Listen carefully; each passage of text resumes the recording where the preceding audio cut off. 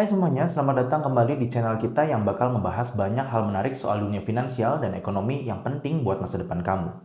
Kali ini kita akan bakal ngomongin sesuatu yang sering banget dibahas di berita, tapi mungkin banyak dari kita yang belum paham sepenuhnya.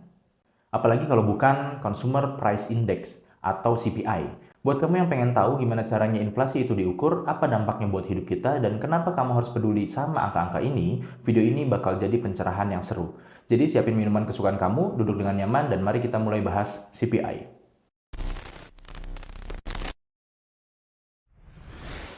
Oke, jadi pertama-tama apa sih sebenarnya CPI itu? CPI atau Consumer Price Index adalah ukuran yang digunakan untuk melihat perubahan harga barang dan jasa yang biasa dibeli oleh rumah tangga. Bayangin kamu lagi belanja bulanan dari bahan makanan, pakaian, sampai bayar listrik, semua itu masuk dalam perhitungan CPI. Tujuannya adalah untuk melihat seberapa besar harga-harga ini berubah dari waktu ke waktu. Kalau harga-harga barang dan jasa naik, itu berarti ada inflasi. Dan sebaliknya, kalau harga turun, kita punya deflasi. CPI ini penting banget karena bisa mempengaruhi banyak aspek kehidupan, mulai dari kenaikan gaji, suku bunga, sampai kebijakan pemerintah. Jadi, nggak ada salahnya buat kamu untuk lebih ngerti tentang hal ini, walaupun kamu bukan orang ekonomi.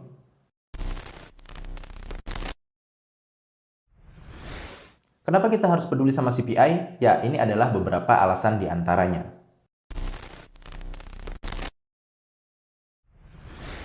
CPI adalah indikator utama buat inflasi. Ketika inflasi tinggi, daya beli kita turun. Artinya, uang yang kita punya nggak bisa beli sebanyak dulu. Misalnya, kalau harga kopi langganan kamu bisa naik 2 kali lipat, itu otomatis kamu perlu keluarin lebih banyak uang untuk buat hal yang sama.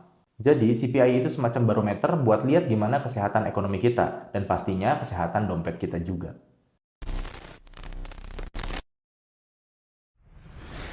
Pemerintah dan bank sentral seperti Bank Indonesia pakai data CPI buat ambil keputusan penting. Misalnya, kalau inflasi tinggi, bank sentral biasanya menaikkan suku bunga buat ngerem laju inflasi. Keputusan-keputusan ini langsung berdampak ke bunga kredit, tabungan, dan investasi kita. Banyak kontrak kerja yang upahnya disesuaikan berdasarkan CPI.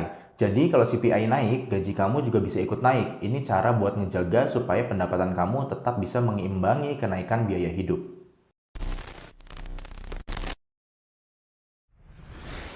Sekarang kita bahas gimana sih CPI ini dihitung. Prosesnya nggak sesulit yang kamu bayangkan, tapi tetap membutuhkan banyak data. Pertama, BPS atau Badan Pusat Statistik akan mengumpulkan harga berbagai barang dan jasa dari seluruh Indonesia. Barang-barang ini dibagi ke dalam beberapa kategori seperti makanan, transportasi, kesehatan, dan lain-lain. Setiap kategori ini mempunyai bobot yang berbeda-beda tergantung seberapa besar pengaruhnya dalam pengeluaran sehari-hari. Dan ini bobotnya memang diatur oleh pemerintah.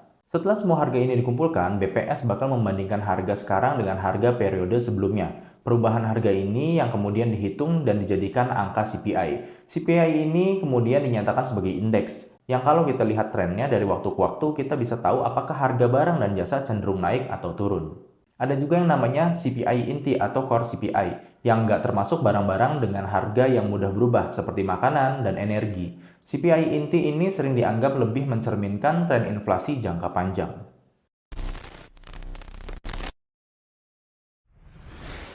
CPI bukan cuma angka di dalam laporan ekonomi, tapi juga punya dampak langsung ke kehidupan kita sehari-hari. Contohnya, kalau CPI naik, kamu mungkin bakal lihat harga-harga di supermarket ikut naik. Itu artinya, kalau kamu punya anggaran yang tetap, kamu harus lebih bijak dalam belanja. Mungkin harus mengurangi belanjaan yang nggak perlu atau cari barang substitusi yang lebih murah. Selain itu, kalau inflasi terus meningkat, suku bunga pinjaman juga bisa ikut naik. Jadi, kalau kamu punya rencana untuk beli rumah atau mobil dengan kredit, kamu harus siap-siap bayar bunga lebih tinggi. Dan jangan lupa, naiknya harga barang jasa juga bisa mempengaruhi investasi kamu, terutama kalau kamu punya aset investasi di saham atau obligasi.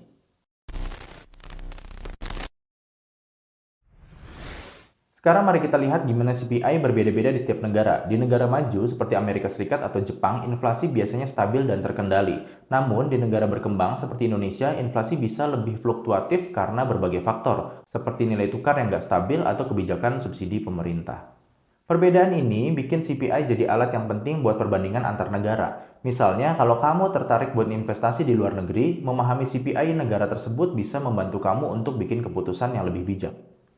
Jadi apa yang bisa kita ambil dari pembahasan CPI ini? Consumer Price Index adalah indikator penting yang harus kita pahami karena dampaknya yang besar terhadap kehidupan kita.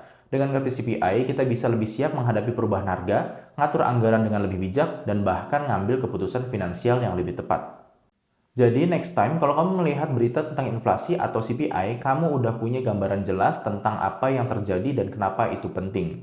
Terima kasih sudah menonton video ini. Jangan lupa untuk like, subscribe, dan share ke teman-teman kamu yang juga pengen tahu lebih banyak tentang ekonomi dan finansial. Sampai jumpa di video-video berikutnya.